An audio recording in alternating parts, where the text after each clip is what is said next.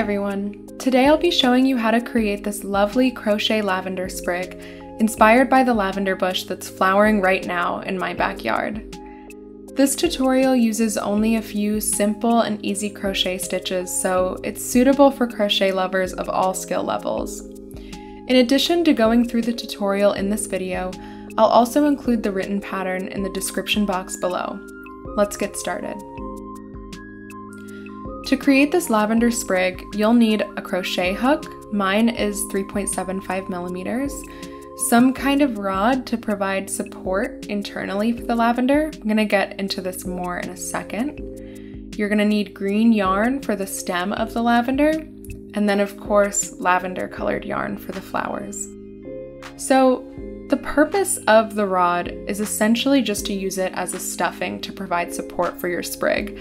So what I'm using here is a plastic stick that I repurposed from a fake flower that was falling apart. So it's basically just like a plastic flower, and I just cut off the stem of it.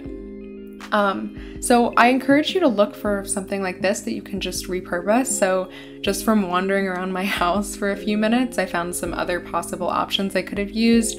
I have an eyebrow pencil that ran out a few days ago. Obviously this wouldn't be bendy like the green plastic one, and it's a little bit shorter, but it would work just fine. I also have this feather cat toy that my cats have torn most of the feathers out of, and it's pretty long, so I could just cut off a piece from the end and then use that as the stuffing. You could even just use like a stick from your backyard.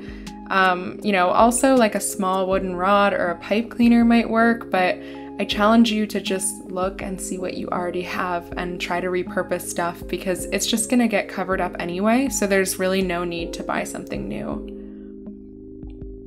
So with all of that said, let's get started on the crocheting. You're going to start by making 5 chains in a magic ring. If you don't know how to make a magic ring, you can also just as easily chain 5 and slip stitch them together in a ring. Depending on the size of whatever you're using as your internal support rod, you may want to add or subtract a stitch to this ring, because basically what you're going to do is just cover up the rod with the green yarn to make the stem. So you want to just start single crocheting around and around and around and make like a green tube that's going to cover up the rod and form the stem of your lavender.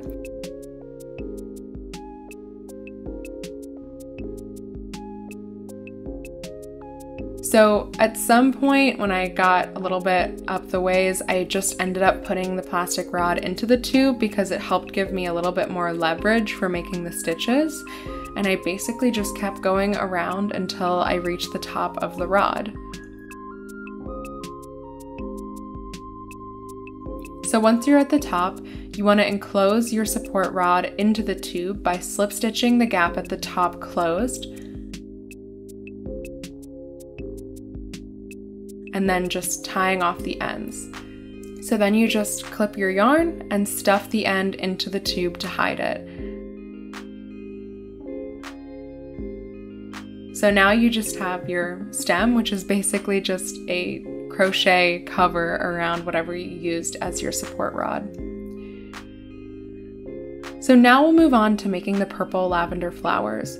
So lavender sprigs usually have a few buds kind of lower down on the stem, and then the flower density increases going up to the top. So to mimic this, I'm going to start with a row of buds a little bit above the halfway point on the stem.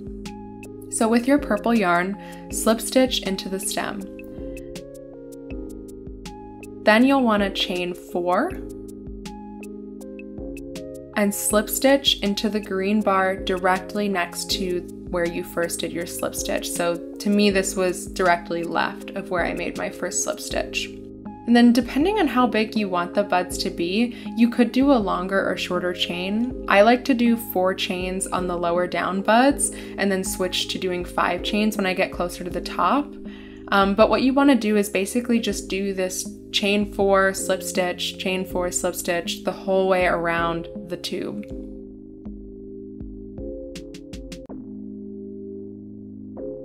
So you'll just keep going until you've reached your first slip stitch, and then once you've gotten there, you want to do your last chain loop, and then slip stitch into the same bar that you started on. Then you'll clip your yarn, tie it off, and tuck the ends into the stem to hide them.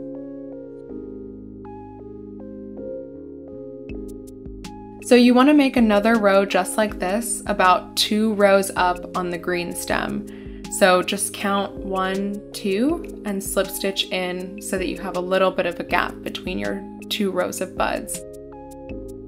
So same strategy here, slip stitch in, chain 4, slip stitch into the next green bar, repeat around.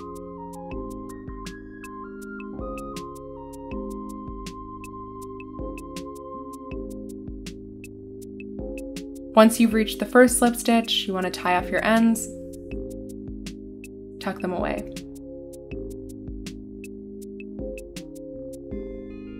You'll repeat this again to make a 3rd row. So 2 rows up on the green stem, slip stitch in, and just do your chain, slip stitch all the way around.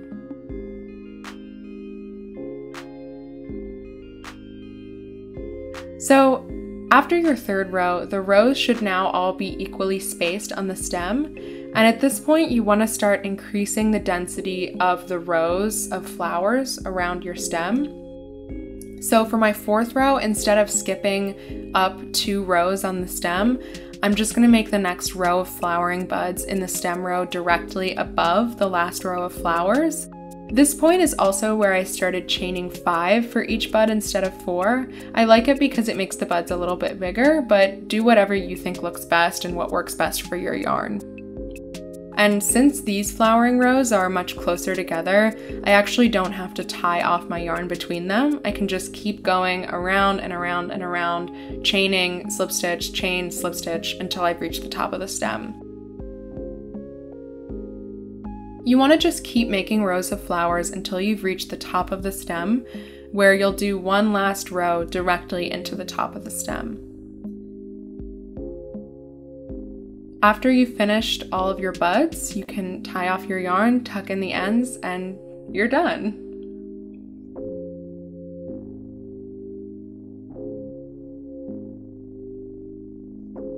Now, if you want to be even more extra, you can take some lavender essential oil and put a few drops onto your crochet lavender to add the lavender scent.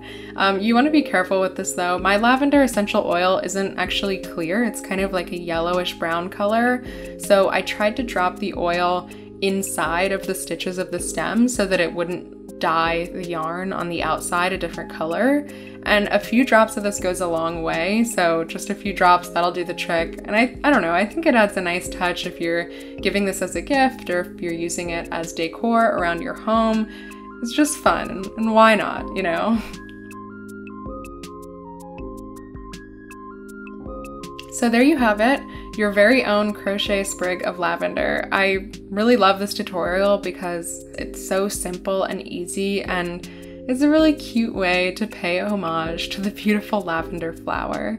So thank you for watching, and I hope you enjoyed.